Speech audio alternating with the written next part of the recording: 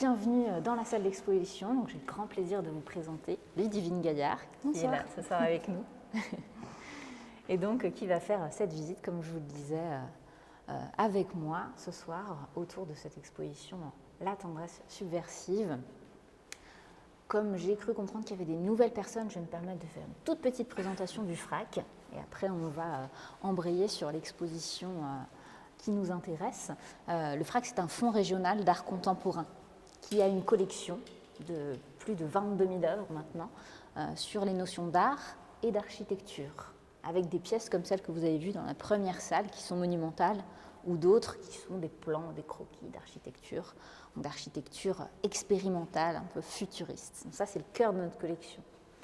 Et on a aussi un projet artistique depuis 2021 sur les questions de société et notamment les questions féministes qui nous intéressent beaucoup. Parce que nous, on a une collection, je vous ai dit, assez importante avec, il ne faut pas se le cacher, énormément d'hommes dans le domaine de l'architecture.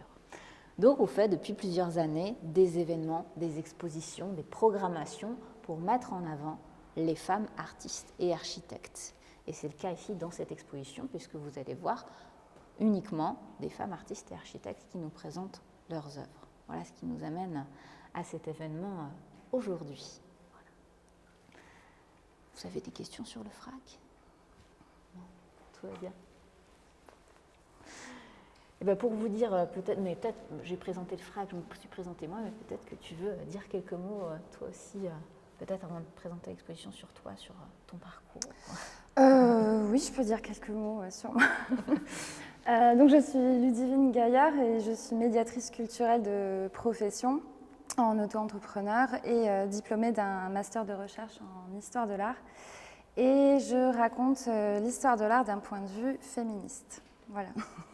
Donc, vous allez découvrir au fil de la visite quels angles je peux adopter. Et je suis loin d'être la seule. Hein. C'est un angle d'analyse qui existe depuis les années 1970, notamment aux États-Unis.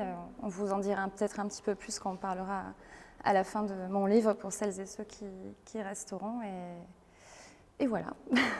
Super. Donc l'exposition La tendresse subversive, alors c'est un titre qui peut peut-être vous interroger comme ça. Donc c'est en fait une exposition qui a été imaginée dans le cadre de la Biennale d'art et d'architecture. Ça fait plusieurs années que le FRAC fait ses biennales. C'est la 3e qu'on a fait en septembre dernier. On l'a ouverte à Vierzon. Et on a fait cette petite antenne satellite ici au FRAC pour exposer donc les mêmes artistes, ou en tout cas une sélection d'artistes et architectes, et présenter leurs œuvres autour de cette notion. Alors, je ne sais pas ce que ça peut vous évoquer, ces deux mots, à la fois tendresse et subversive, en tout cas, ces deux mots qui, comme ça, ne semblent pas très bien aller ensemble. Exactement. Donc, l'idée derrière, c'est une réflexion sur l'histoire de l'art, de la part du commissaire, le directeur du FRAC, Abdelkader Damani. On a l'habitude, maintenant, de voir l'art contemporain qui est beaucoup en rupture pour faire évoluer les limites et nous offrir de nouveaux regards sur l'art. Et l'ensemble de ces artistes et architectes ici se retrouvent sur l'idée qu'on peut faire aussi bouger les lignes, mais en étant dans la tendresse, dans la douceur et dans une autre approche pour en fait changer le monde de l'intérieur. Donc c'est ça qu'on va voir dans cette exposition. Et pour vous expliquer de manière un peu plus concrète, parce que c'est peut-être un peu flou encore, on va prendre l'exemple de l'artiste dont on a les photos ici. Je vais vous inviter à vous rapprocher, faites juste attention à ne pas marcher sur le tapis.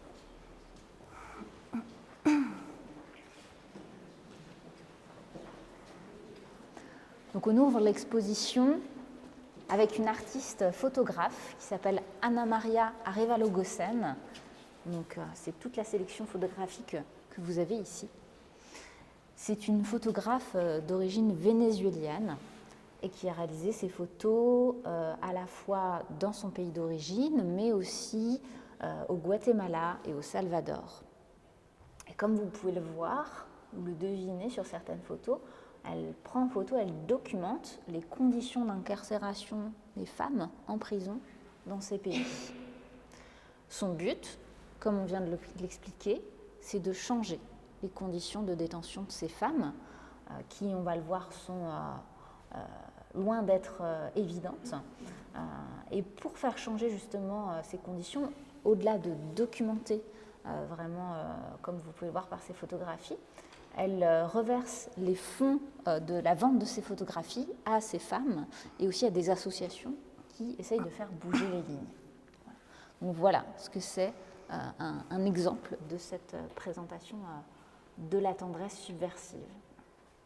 Alors il y a une sélection à la fois donc ici plutôt au Salvador et ici au Guatemala, donc deux pays différents mais qui on retrouve des conditions d'enfermement des femmes. Alors ce qui est particulier dans ces pays, c'est que ce sont des femmes souvent qui soit sont innocentes, paraît paradoxal, soit ont commis des petits délits. Puisque notamment il y a une présomption d'innocence qui existe, mais qui en fait est une incarcération de 45 jours. Donc les femmes sont incarcérées, comme vous le voyez notamment sur ces photos, parfois avec leurs enfants, quand ce sont des familles monoparentales, en fonction de l'âge des enfants, puisqu'au-delà de 4 ou 6 ans, selon les pays, ils sont séparés de leur mère, pour cette période de 45 jours, voire plus, puisque le système juridique étant très efficace, vous l'imaginez, ça prend souvent beaucoup plus de temps. Donc évidemment, c'est des conditions très complexes, d'autant plus que leurs besoins fondamentaux comme la nourriture, etc., c'est les familles qui sont censées nourrir en fait les détenus. Et souvent, quand les femmes sont en prison, il y a une rupture entre la famille et ces femmes. Donc il y a les besoins primordiaux en fait qui ne sont pas remplis. Mais Anna Maria ne veut pas être dans le misérabilisme, elle veut vraiment montrer ses conditions pour faire évoluer les choses. Et ici, sur ces photos, vous voyez aussi, en fait, on a une sélection sur le corps des femmes. Et c'est ça aussi notre rapport à l'architecture, qu'on voit aussi dans cette photo-là. En fait, comment le corps des femmes s'adapte à l'espace et comment le corps aussi devient le lieu de sa propre architecture. Avec des femmes qui se tatouent, qui s'épilent, qui se maquillent, parce qu'il ne leur reste plus que ça, en fait, en liberté, dans ces espaces emprisonnés. Donc c'est leur façon d'exprimer leur intériorité par le corps. Donc ça, la dimension du corps et de l'architecture, c'est quelque chose qu'on retrouve beaucoup parmi de nombreux architectes, tout simplement parce que l'architecture dans laquelle vous êtes, vous le ressentez dans votre corps. Si vous êtes dans une architecture avec, voilà, comme ici, quand même un grand espace, on va le ressentir. On a évidemment l'écho, la voix. On ressent dans notre corps la température du lieu. On ressent dans notre corps si le sol est plat, si le sol est penché. Tout ça, il y a eu des théories architecturales qui ont été faites sur l'impact de l'architecture sur le corps. Et donc, vous vous doutez que ce genre d'architecture a un très fort impact aussi sur le corps de ces femmes. Je ne vais pas en dire plus, je vais laisser la parole à Ludivine pour voilà, développer un petit peu plus ce travail d'Anna Maria Arevalo-Gossen.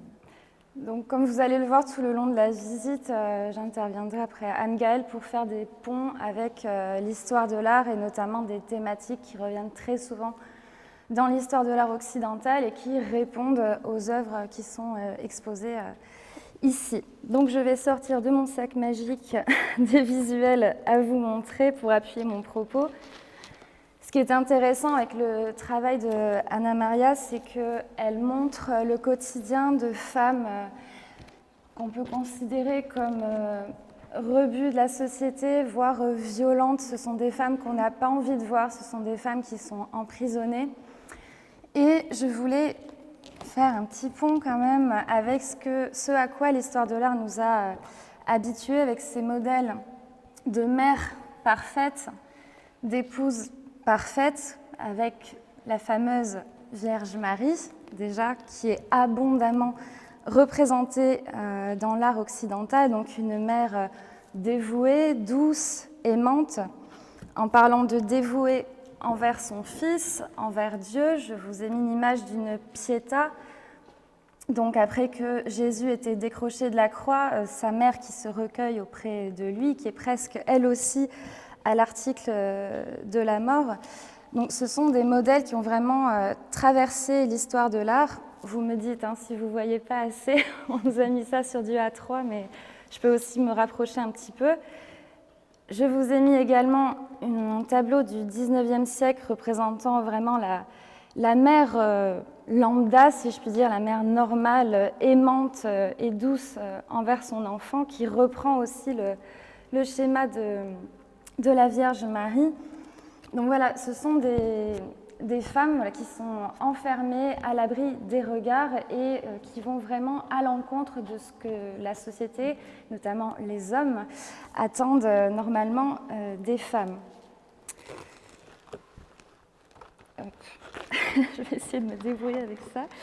Et je voulais en profiter pour vous parler de l'art au XIXe siècle, qui a vraiment abondamment représenté des femmes violentes.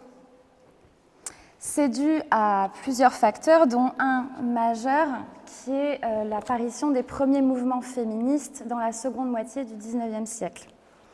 Ces messieurs ne l'ont pas trop apprécié, donc je vous ai mis une caricature, je vais faire peut-être par bloc de personnes, où donc nous voyons des femmes qui s'apprêtent à monter dans une voiture, prêtes à vivre leur meilleure vie, et les hommes qui restent au foyer à s'occuper des enfants et qui sont très mécontents. Donc ça, c'est une grande inquiétude dans la société occidentale dans la seconde moitié du XIXe siècle, c'est qu'il y ait une inversion des rôles. Que les hommes donc prennent la place des femmes, tandis que les femmes prennent leur liberté. Et donc j'en viens aux représentations de femmes violentes pour vraiment discréditer et propager des images qui fassent en sorte que les femmes restent à leur place, qu'elles fassent peur, ces images aussi, aux hommes, pour qu'elles continuent à être jugulées.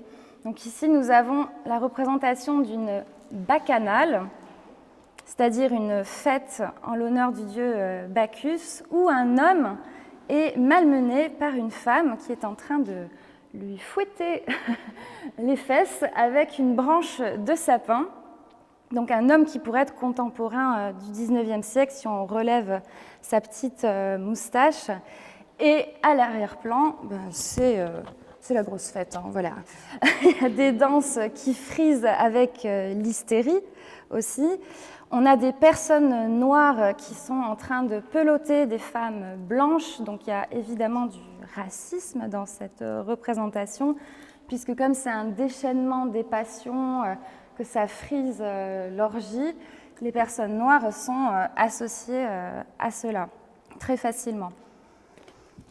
Et les femmes violentes, comme je vous l'ai dit, peuplent abondamment l'art du XIXe. La femme qui s'exprime, la femme qui fait preuve de violence est très vite associée à la monstruosité.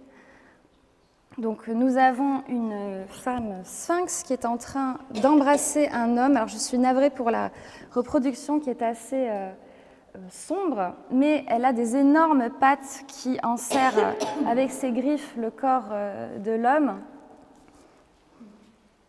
Et cette image qui est presque cartoonesque, qui s'intitule très sobrement « Elle », c'est de Gustav Adolf Mossa, où c'est une femme qui est à genoux sur un monceau de corps d'hommes ensanglantés, il n'y a exclusivement que des hommes, et dans sa coiffe, elle a des corbeaux, des têtes de mort. Autour de son cou, ce sont des pendentifs représentant des armes, comme un poignard, une matraque. Donc la femme est létale si elle exprime notamment sa sexualité. Parce qu'il y a évidemment un rapport avec si la femme prend sa vie en main, sa sexualité peut tout à coup devenir débordante, envahissante, et elle en devient monstrueuse. Donc nous avons tous ces contre-exemples de ce que ne doit pas être une femme qui abondent au XIXe siècle. Donc je pense qu'on peut faire un pont avec le travail de cette artiste, où là, ces femmes, elle a pris le temps d'être dans leur quotidien, c'est presque documentaire ce qu'elle a fait, à vraiment rentrer dans leur intimité. Et je trouve qu'il y a même certaines photos qui rappellent presque des tableaux, notamment cette fenêtre qui encadre toutes ces femmes qui sont très maquillées et apprêtées. Donc, elle nous donne à voir ce que la société nous cache, du moins c'est le principe d'une prise, je vous l'accorde. Mais voilà, on est sur autre chose que ces monstruosités qui pullulaient au XIXe siècle. Je ne vous ai pas dit les noms d'artistes, mais n'hésitez pas à venir me voir à la fin pour me demander des précisions et je vais vous les dire au fur et à mesure pour les prochains. Voilà. Donc c'est vrai qu'il y a un vrai lien en fait entre l'histoire, la représentation des femmes et les conditions en fait d'incarcération de ces femmes, puisque pour vous donner un exemple qui peut paraître anodin, les hommes ont le droit dans ces pays aux visites conjugales et pas les femmes.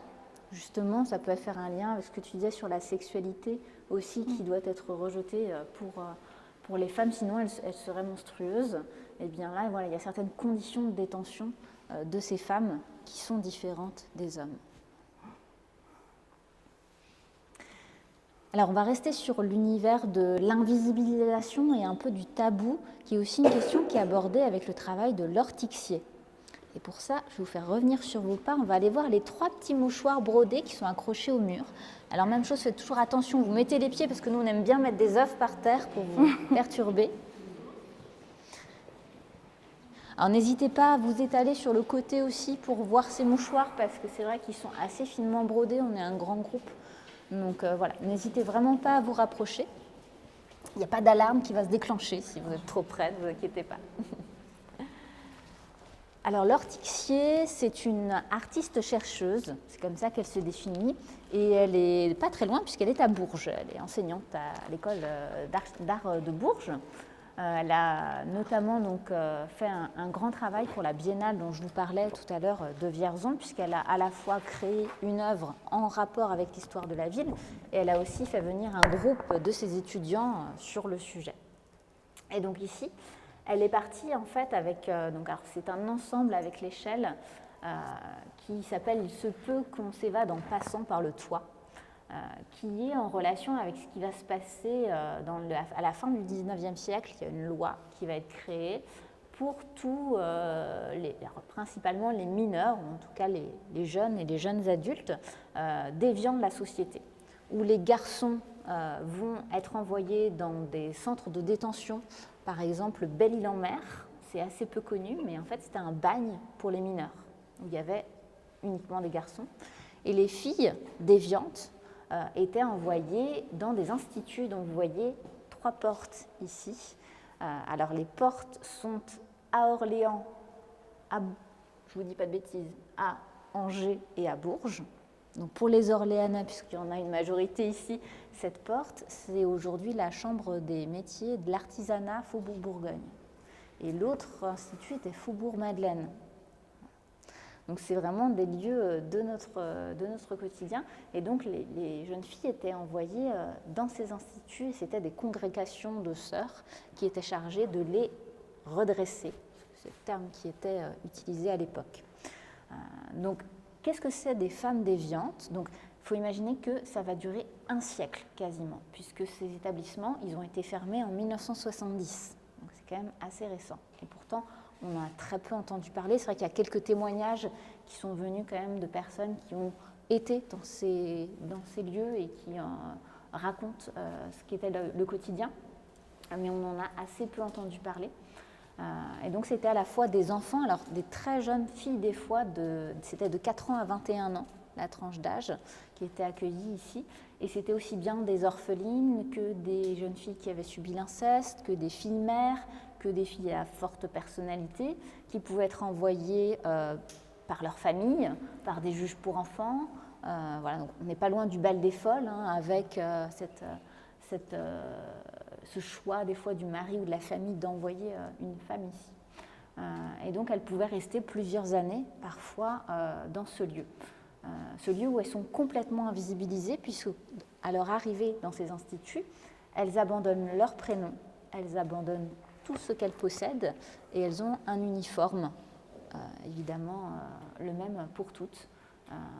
Et elles vont aussi être éduquées aux travaux dits féminins, la broderie, la couture, la blanchisserie, le repassage, ce qui fait que certaines, quand elles vont sortir, vont des fois avoir une place de femme de ménage, de boniche, clairement, et les témoignages me disent que pour les autres, sinon, c'est soit les ordres, soit le trottoir. Voilà.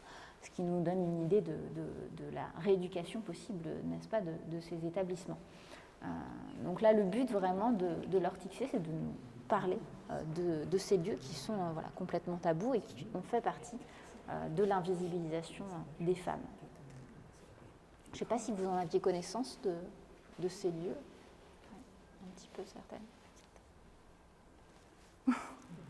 Tu veux rebondir là-dessus? Oui. Oui, alors que du côté de l'histoire de l'art, là on parle de ce silence sur ces pensionnats. Du côté de l'histoire de l'art, on va plutôt avoir une abondance d'images d'enfants très purs, qui se rapprocheraient presque d'une figure angélique. Donc pour les petites filles, on est sur un modèle d'innocence, de pureté. Elle doit suivre le modèle de sa mère pour devenir une future merveilleuse épouse. Et il y a aussi, en parallèle de ça, je voulais vous parler de ces représentations, encore au 19e, qui sont assez abondantes, de petites filles dans la rue. On peut mettre ça en lien aussi avec le courant du réalisme en littérature, avec en tête de file Zola, Balzac, etc. Plus l'exode rural massif avec le développement de l'industrialisation. Les populations en ville augmentent énormément et la pauvreté avec.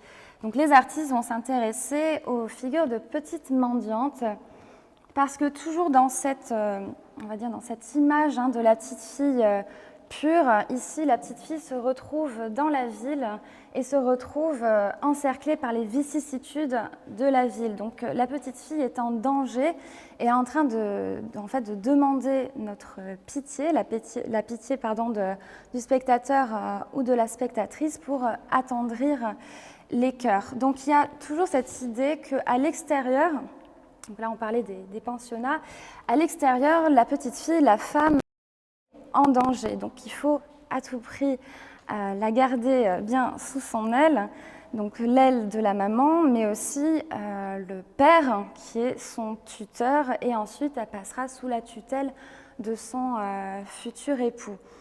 Et c'est vrai que les pensionnats, dès la fin du XVIIIe siècle, c'était vraiment des endroits totalement clos.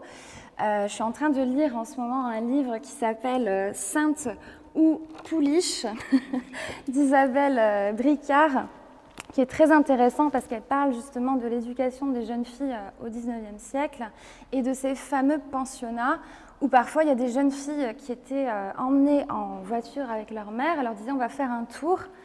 Et en fait, elles franchissent les portes du pensionnat, les portes se referment, la petite fille descend de la voiture, sa mère lui dit voilà, t'es au pensionnat. Et elle est enfermée pendant des mois avec ses congénères, si je puis dire, dans des conditions souvent très dures. Beaucoup de ces pensionnats étaient payants et malgré tout, le service n'était pas du tout là. Parfois, c'était très très cher. Il faisait très froid dans ces pensionnats, elles mangeaient très mal, les dortoirs étaient pleins à craquer. Et on faisait tout donc pour former des futures bonnes épouses, des futures bonnes mères, à leur apprendre des travaux de couture, à cuisiner, etc. Donc quand elles sortaient de là, c'était bien le prototype prêt à se marier et vierge, évidemment, vierge du monde extérieur, vierge de liberté, etc. Puisque à peine sorties du pensionnat, soit elles revenaient sous la tutelle de leurs parents en attendant de se marier, soit elles étaient directement mariées. Voilà.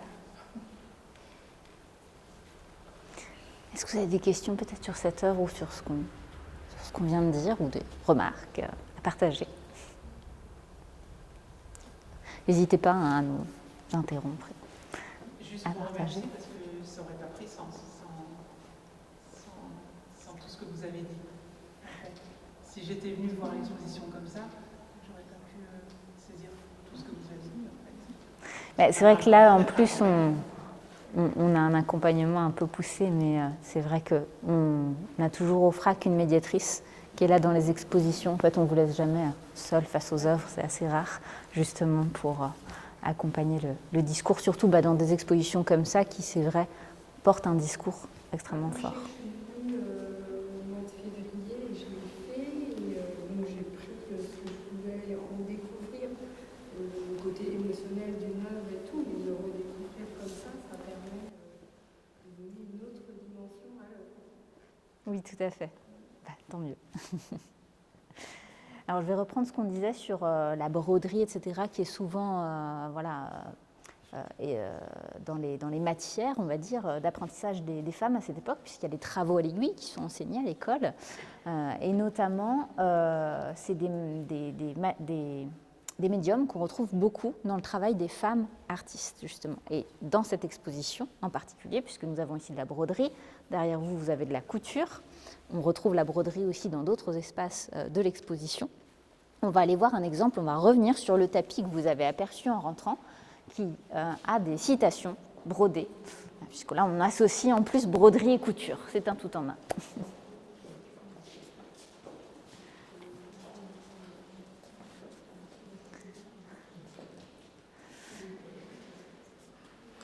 Donc le FRAC, c'est aussi un lieu où on veut laisser la possibilité aux jeunes artistes d'expérimenter et d'exposer pour la première fois. Ça fait partie vraiment de nos valeurs. Et là, on a le travail d'une très jeune artiste qui s'appelle Anna Ponchon, qui vient de sortir l'année dernière de l'école des Beaux-Arts de Bourges et qui a participé à la fois à la Biennale et donc à cette exposition. Elle travaille principalement sur le statut des femmes artistes et puis sur les questions de violence faites au corps des femmes. C'est deux thématiques qu'on retrouve beaucoup dans son travail. Et cette œuvre, elle reprend un petit peu ces deux thématiques. Elle nous montre donc ce damier en feutrine noir et blanc sur lequel sont brodées 3 citations, alors qui sont en anglais, puisqu'il nous parle d'une figure qui se trouve outre-Atlantique, que peut-être vous connaissez. Est-ce que le nom d'Anna Mendieta, ça vous parle ou pas du tout? Non. Alors, Anna Mendieta, elle est assez peu connue. En fait, on connaît plutôt son mari. Peut-être que ça vous évoque quelque chose. C'est une figure de l'art contemporain. Il s'appelle Carl André. Il fait toujours d'ailleurs, mais il est un peu vieux maintenant, des œuvres d'art très minimalistes. Et il a notamment, lui, fait un damier qui ressemble à celui-là, mais en zinc et en acier. Donc, Anna Ponchon, elle reprend la forme d'une œuvre d'art de Carl André, qui était le mari d'Anna Mendieta.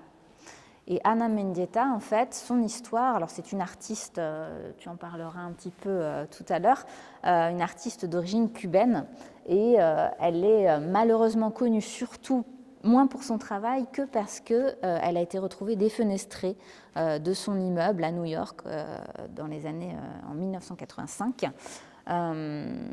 Et il y a de forts soupçons, déjà à l'époque et aujourd'hui encore, qui sont sur son mari.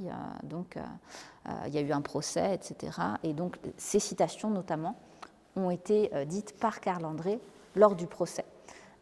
Et aussi, il y a eu beaucoup de citations relayées à la presse. Donc, il dit notamment dans ces citations évidemment, il n'a pas tué sa femme, mais comme il était plus connu qu'elle, peut-être qu'à cause de ça, dans ce sens, il l'aurait bien tué. Voilà, ce genre de... Pardon ? C'était qu'une femme. Oui, mais ça montre tout à fait le mépris de cet artiste pour sa femme, en sa qualité de femme et d'artiste, et aussi le mépris du monde de l'art aussi pour les artistes créatrices, puisque c'est vrai qu'on la connaît souvent comme la femme morte de Carl André. C'est des choses qui reviennent beaucoup dans les écrits à son sujet, alors que elle a toute une production bien à elle, mais qui est souvent invisibilisée du fait qu'elle soit la femme de Carl André et du fait de cette histoire. Donc Anna Ponchon, comme ça, elle retravaille beaucoup sur des événements du passé pour éclairer notre monde actuel et nous reposer en fait ces questions. Oui, Anna Mendieta, c'est bien plus que la femme de. Malheureusement, en plus, le fait qu'elle se soit soi-disant suicidée ou qu'elle était victime d'un féminicide, c'est ce qui retient souvent beaucoup l'attention pour le côté un peu sensationnaliste, belle femme qui meurt, ça fait toujours les choux gras. Et ça participe évidemment à l'invisibilisation de son travail, puisque c'est comme disait Anne-Gaëlle, c'est ce qu'on retient souvent d'elle. Alors que Anna Mendieta, c'était bien plus que ça. Je vous ai mis cette œuvre qui n'a pas de titre, mais pour vous parler un petit peu de son travail. Anna Mendieta, ça m'intéressait beaucoup dans son œuvre au corps des femmes, à leur place dans la société, à la façon dont la société perçoit le corps des femmes. Elle était totalement féministe. Elle faisait même partie d'un groupe, d'un collectif d'artistes qui militaient pour que les artistes femmes soient davantage reconnues. Je vous ai mis une autre œuvre, ça fait partie d'une série qu'elle a débutée en 1973 qui s'intitule Silhouetta. Donc en fait, elle a utilisé son propre corps pour créer des sortes d'empreintes dans la nature, dans des milieux naturels. Comme vous pouvez voir les silhouettes qui sont représentées ici. Donc elle a pris cette série de photographies et elle-même s'est prise en photo nue dans la nature, recouverte de peinture rouge qui évoque du sang. Donc il y a une espèce de côté un peu primitif où on est dans le fluide, on est dans le maniement de la terre. Là sur la photo de droite, c'est comme si des fleurs avaient poussé sur son propre corps. Et il y a un lien aussi assez évident avec l'écoféminisme qui naît à cette période-là, dans les années 70, et auquel Anna Mendieta adhère à pas mal d'idées, dans le sens où Anna Mendieta aussi était une femme racisée, et il y a cette idée que le corps des femmes racisées a été longtemps exploité comme l'est aussi la nature. Donc tout ça, ce sont des fils rouges dans son travail. Et donc elle a rencontré Karl André en 1978, ils avaient 13 ans d'écart et ils se disputaient très souvent. Lui reprochait d'être trop ambitieuse, enfin voilà, il voulait garder son petit piédestal. Et donc c'est en 1985, elle le soupçonnait d'infidélité, puis elle en avait assez de leurs disputes, de leurs éternelles disputes, et elle comptait le quitter. Et c'est souvent comme ça que commencent des féminicides, malheureusement, quand la compagne veut quitter un compagnon violent. Et c'est au mois de septembre de 85 où donc, elle a été retrouvée défenestrée. Et donc il y a eu un procès.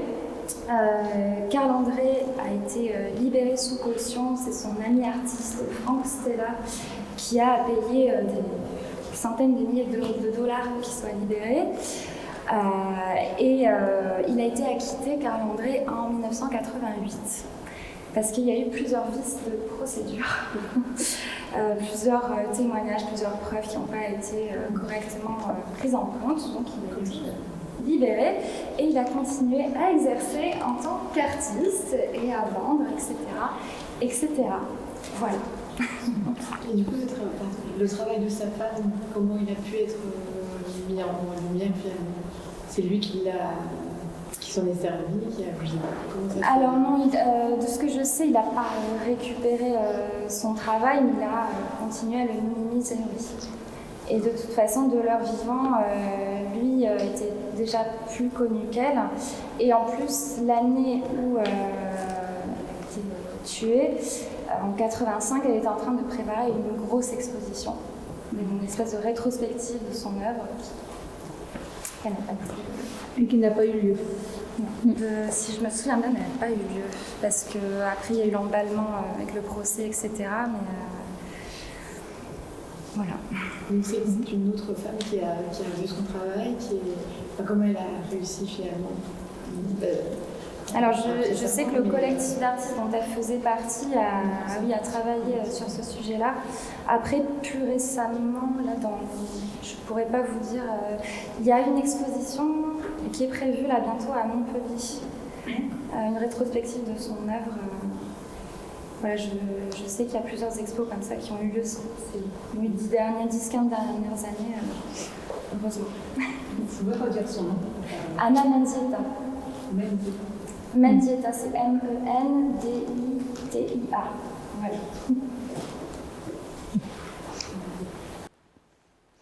Mais c'est vrai que voilà, ce travail, ça nous parle à la fois de féminicide et puis de la place du statut des femmes artistes dans le monde de l'art, qui certes évolue aujourd'hui, mais est toujours contraint souvent au mari des fois qui est artiste. Je vais vous donner nous un exemple dans le domaine de l'architecture qu'on remarque fréquemment, parce que dans notre collection par exemple on a beaucoup de couples qui exercent ensemble et on retient beaucoup plus facilement le nom de l'homme que de la femme. Voilà. Nous on essaye de retravailler aussi dans notre collection à bien mettre en avant les deux personnes et souvent c'est des fois l'homme qui travaille plus sur un projet ou la femme sur l'autre. Et donc on essaie des fois de dissocier si c'est que la femme ou que l'homme qui a réalisé le projet pour visibiliser le plus possible leur travail. Alors dans cette exposition, on ne verra pas toutes les œuvres. Je ne vous l'ai pas dit au début. En fait, on a fait une sélection avec Ludivine sur cette thématique qui nous intéresse. Donc là, on va traverser toute une partie où il y a des œuvres à la fois d'art et d'architecture. Et on va aller au fond de l'exposition, on va passer à la partie un peu plus subversive. Vous allez voir. Vous aurez le temps à la fin, si vous souhaitez, de refaire un tour de l'expo. On vous laissera un petit quart d'heure à la fin, avant le petit temps d'échange de dédicace pour profiter de l'exposition. Donc nous voici dans la deuxième partie, on va dire, de l'exposition, où on va parler de deux artistes qui sont mis en face à face. On retrouve derrière vous Anna Ponchon, dont on vient de parler, dont on reparlera en deuxième partie de son travail, mais on va commencer ici par les photographies qui font face de Clarisse Anne. Clarisse Anne, c'est une photographe qui nous présente une sélection qui s'appelle Les Princes de la rue, qu'elle a réalisée entre 2017 et 2021. Elle a été présentée, cette sélection, aux Rencontres d'art le 2021. Clarisse Anne, c'est une artiste qui a commencé par de la critique d'art et après elle s'est intéressée à la photo et à la vidéo. Elle enseigne d'ailleurs ces deux disciplines et elle a fait donc plusieurs séries de photographies et elle s'intéresse notamment, comme vous pouvez le voir sur ces photos, aux hommes. Et donc ça, c'est particulier, c'est une revendication aussi de Clarisse Anne, puisqu'elle remarque que l'histoire de l'art est principalement masculine. C'est souvent des hommes peintres et qui vont peindre le corps des femmes. Et donc là, elle inverse la situation, puisque c'est elle, femme, photographe, qui va photographier le corps des hommes. Donc elle habite à Paris et elle va descendre ici dans ce quartier qui est son quartier, le quartier de Barbès-Rochechouart, et elle va s'intéresser aux hommes qui stagnent dans la rue. Ça l'intéresse beaucoup en fait les codes sociaux, les comportements, le rôle social du corps dans le tissu urbain, puisque souvent les hommes restent dans l'espace urbain et les femmes passent. Donc elle va prendre le temps, en fait c'est vraiment un travail en immersion, comme Anna Maria tout à l'heure, elle va prendre le temps d'apprivoiser ce milieu qui est essentiellement masculin. Donc ça lui a pris quand même plusieurs années pour se rapprocher de certains hommes, notamment l'homme que vous voyez avec les deux petites filles sur la première photo, qui s'appelle Karim. Et cet homme va habiter chez elle pendant le premier confinement. Ça vous donne une idée de la démarche de l'artiste, à quel point elle s'engage dans son intimité, dans sa personnalité, dans son intimité personnelle, je veux dire, qui donc est ouvert vers ces hommes. Ça peut peut-être vous rappeler Sophie Calle, par exemple, je ne sais pas si vous connaissez cette artiste qui est assez connue pour justement avoir invité des inconnus dans son intimité. Elle avait notamment invité à dormir dans son lit des inconnus dans la rue. Elle a fait ça avec plusieurs dizaines de personnes. Il y avait Fabrice Lucchini, par exemple, qui avait dormi dans son lit. Elle prenait en photo les personnes qui dormaient dans son lit. Voilà. L'idée, c'était que les draps ne refroidissent pas. Voilà. Donc, Clarisse Anne, elle admire beaucoup ce travail-là. Donc, on voit ce lien entre l'intimité et puis la photographie. Alors, il y a aussi bien des scènes d'intérieur que des scènes d'extérieur, que vous voyez notamment ici. Par exemple, avec cette photo qui s'appelle « Outrage ». Elle donne à chaque fois des noms à chacune de ces photos. Donc on voit deux hommes, c'est assez mystérieux, on ne sait pas exactement ce qui se passe dans cette photographie, qui semble être en train de forcer l'homme à se déshabiller, à lui enlever ses vêtements, le mettre torse nu, sans doute dans une position contrainte. Voilà. Qu'est-ce qui s'est passé? Pourquoi cette scène a lieu? On n'a pas l'historique, le contexte, mais voilà, c'est vrai que cette scène nous pose question. Cette vulnérabilité, en fait, dans laquelle, la position vulnérable dans laquelle est l'homme, alors que dans la rue, plutôt, les hommes, dans ce quartier notamment, sont en représentation. C'est pour ça qu'elle les appelle les princes de la rue, puisqu'ils ont un certain nombre de codes très précis qu'on voit dans ce genre de photographie, dans leurs relations et dans leur façon d'être au quotidien. Donc, sur cette première partie extérieure, on va dire, avant de parler à l'intérieur, je crois que tu as des anecdotes, des tableaux à nous montrer. Oui, ce que je trouve intéressant dans son travail, c'est que, en fait, elle nous montre une autre façon de voir des corps dans l'espace public, puisque l'histoire de l'art nous a habitués à représenter des femmes à l'extérieur. Quand elles sont seules, très souvent, elles se font agresser. Nous avons ici un satyre qui est en train de poursuivre une nymphe. Comme Anne-Gaëlle disait, l'espace public, l'espace extérieur, jusqu'à récemment, à part dans certains endroits, comme ici à Barbès, est majoritairement occupé par des hommes. C'est pourquoi lorsqu'on a un personnage féminin qui n'est pas accompagné d'amis ou d'une espèce de suite féminine ou d'un tuteur masculin, souvent, la majorité du temps, le personnage féminin est en fait vulnérable à l'extérieur et une espèce de proie pour le masculin qui a les yeux qui s'allument et autre chose quand il voit une belle jeune femme toute seule à l'extérieur. Le corps féminin est à la disposition du masculin à l'extérieur et dans l'espace public. Donc on a énormément de représentations comme ça de satire. Donc le satyre qui, symboliquement dans l'histoire de l'art, représente les pulsions de l'homme et notamment les pulsions sexuelles. Donc là c'est un peu plus explicite.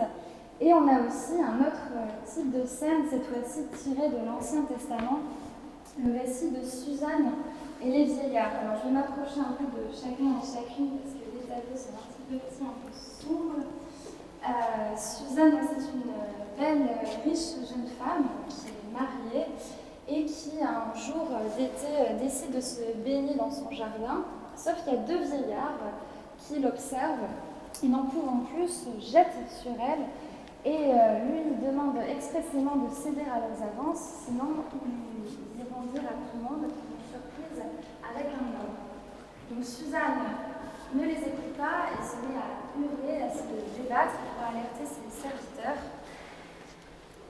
Ils vont se plaindre d'elle, et il y aura un jugement, et heureusement le prophète Daniel qui passait par là va dire à tout le monde que ce sont des menteurs, et donc Suzanne va être innocentée.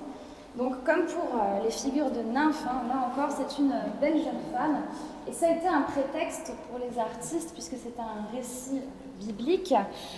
C'est protégé, c'est estampillé récit biblique, donc on peut représenter à loisir une belle jeune femme nue sans heurter la bienséance. Et je crois que c'est l'un des thèmes les plus représentés dans l'histoire de l'art, c'est une folie. Suzanne et les vieillards, depuis la Renaissance, c'est vraiment très très très abondant dans la production picturale. Et donc finalement, cette scène, là c'est plutôt un homme qui se fait lui aussi agresser par des hommes, mais on a une autre représentation d'un corps ici qui n'est pas donc féminin, mais masculin qui est du coup vulnérable dans l'espace public, puisque lui aussi est à moitié dénudé. On va passer à l'autre partie des photos. Là, ce sont des photos qui ont été réalisées en intérieur, donc, puisque comme je vous le disais, Clarissa a invité certains hommes avec qui elle s'est liée d'amitié chez elle, et elle a vraiment voulu montrer à travers ces photos, au contraire de ces photos de rue où ils sont en représentation, des moments de fragilité et des moments d'intimité. Donc on voit notamment deux hommes qui sont en train de dormir vraiment profondément, la bouche ouverte, Et on peut voir aussi leur fragilité avec des cicatrices qu'on voit ici sur cette photo, qu'on voit également si vous regardez cet homme ici. Alors si vous êtes un peu loin, vous ne voyez pas forcément, mais il a des cicatrices aussi sur le torse qu'elle met en avant. On a une photo un peu plus sombre également d'un homme aussi endormi, qui est dans une position un peu, comme tu disais tout à l'heure, de Vénus. Voilà, c'est une position qu'on n'attribue pas forcément à un homme, et finalement, il est juste voilà, endormi dans cette position-là. Et juste sur la fin de cette section, et n'hésitez pas à vous rapprocher, on a ici une photo qui est beaucoup plus intime, puisque c'est une photographie où on nous montre notamment le sexe de cet homme. Alors, évidemment, c'est ce qui va tout de suite attirer notre œil, mais ce n'est pas du tout le sujet de la photo. Le sujet de la photo, elle s'appelle du gras. Et si vous regardez bien, l'homme est en train de montrer son maigre bourrelet, puisque, comme je vous disais, il est resté chez elle pendant le confinement et donc à manger chez elle. Il voulait lui montrer qu'il avait pris du poids pendant cette période où il était resté chez elle. Et comme ils avaient atteint un niveau d'intimité extrêmement fort, elle a pris cette photo de lui. Alors ça, c'est une photo qui peut nous déstabiliser, qui peut nous rappeler aussi des icônes antiques. Ça pourrait être une sculpture, ça peut-être que ça nous choquerait moins. C'est une question aussi. Est-ce que la photo brute, peut-être, peut être plus choquante, alors qu'on vit dans un monde avec énormément de stimulation d'images qu'on peut voir voilà, aussi bien dans la publicité, dans la mode, sur les réseaux sociaux.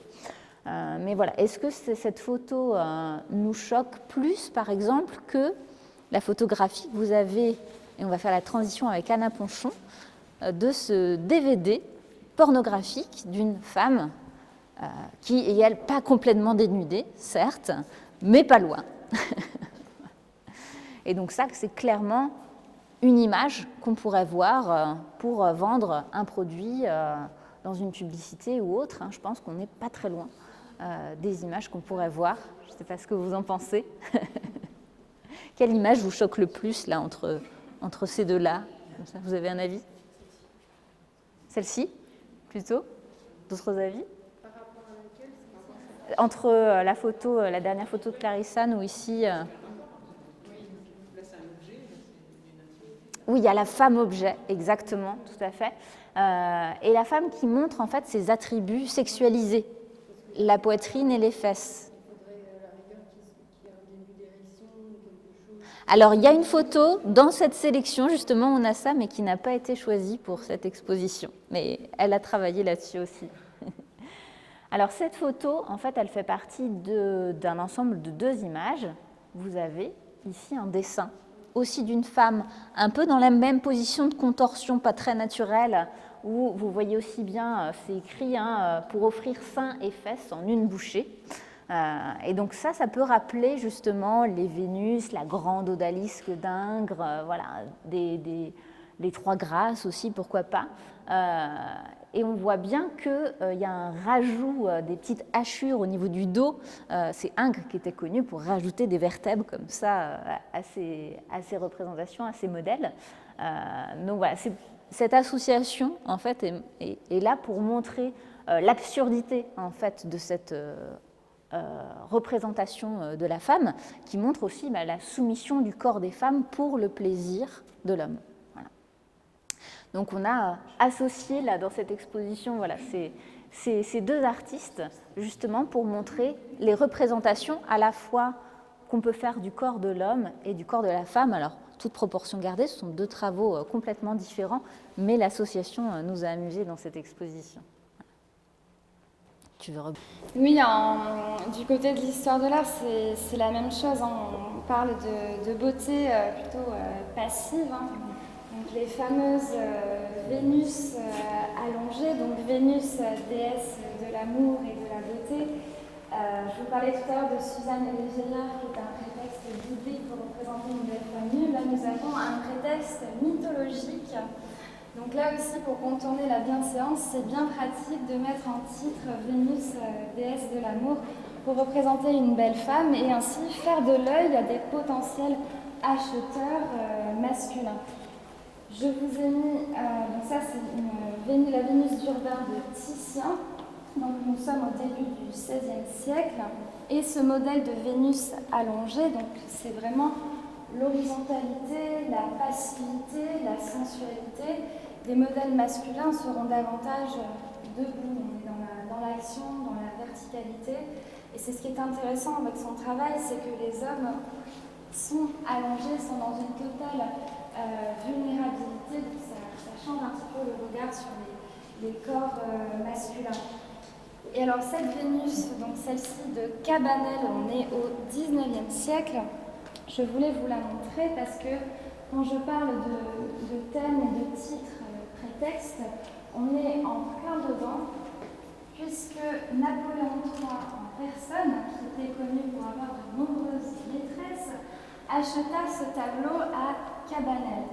Et ici nous avons une femme du XIXe siècle, puisque nous avons la cambrure qui est largement marquée comme si elle avait porté un corset. Donc ça peut totalement être une représentation d'une courtisane plutôt alanguie sur son lit, davantage que sur une vague. Donc nous avons évidemment la présence de petits angelots, voilà, c'est bien la déesse de l'amour qui est, selon la mythologie, née de l'écume de la mer. Donc voilà, on a le cadre pour dire que c'est Vénus, mais Napoléon III ne s'y est pas trompé et c'est donc empressé d'acheter ce tableau à Cabanel. Donc ça c'est évidemment, je pense que vous l'avez peut-être tous remarqué ou pas, parce que je pense qu'on est submergé par ce genre d'image quand on visite un musée. Les musées des Beaux-Arts en Occident sont sursaturés de femmes nues, de femmes alanguies. Des images qu'on retrouve alors, de façon bien plus crue parce qu'elle est active dans sa sexualité, mais qu'on retrouve aussi dans tous les médias, que ce soit la mode, le cinéma.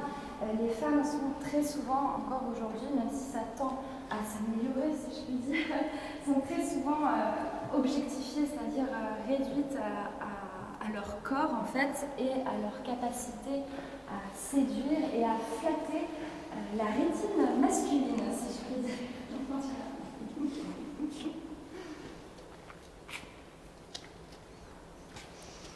Est-ce que vous avez des questions, des remarques sur... Oui ? Concernant ce que vous avez dit sur le corps de cette femme, je ne sais pas si c'est une manière de le ressentir, mais moi par exemple, il ne m'évoque pas, enfin, je ne vois pas quelque chose, je ne vois pas forcément comment vous avez dit un truc qui m'a... Position de Vénus. Disons que là, vous dites qu'il y a comme... vulnérable, ouais. Et moi je trouve pas du tout. Je trouve que au contraire, le fait qu'on voit des muscles, moi presque. Oui, je parlais davantage des photos sur les visages plutôt.